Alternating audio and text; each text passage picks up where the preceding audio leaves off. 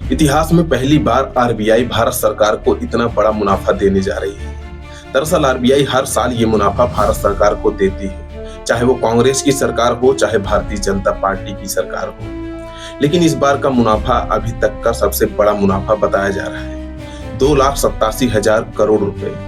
अब आपके मन में सवाल आ रहा होगा कि आखिर आरबीआई के पास ये मुनाफा आता कहां से है? क्या आरबीआई नोट छापकर भारत सरकार को देती है? जी नहीं।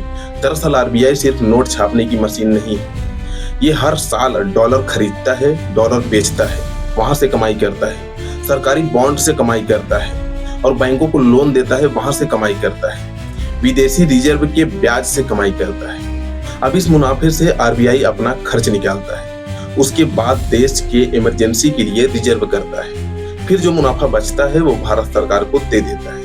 अब आपके मन में दूसरा सवाल आ रहा होगा कि आखिर आरबीआई ये पैसा भारत सरकार को क्यों देता है? आरबीआई ये मुनाफा भारत सरकार को इसलिए देती है ताकि भारत सरकार देश का विकास कर सके और देश का कर्ज कम कर सके। लेकिन पिछले 12 साल में न तो देश का विकास हो सका और न ही देश का कर्ज कम हुआ।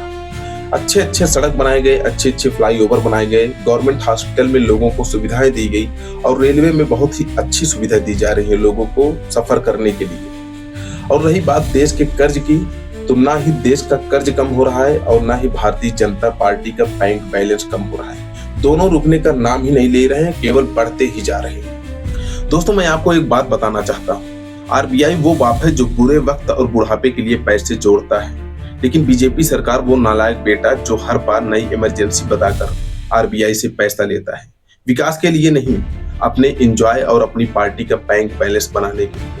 इस टॉपिक के पीछे का रीजन क्या है ये मैं आपको अगले वीडियो में बताऊंगा कि आखिर 2018 में आरबीआई के साथ बीजेपी वालों ने क्या किया था।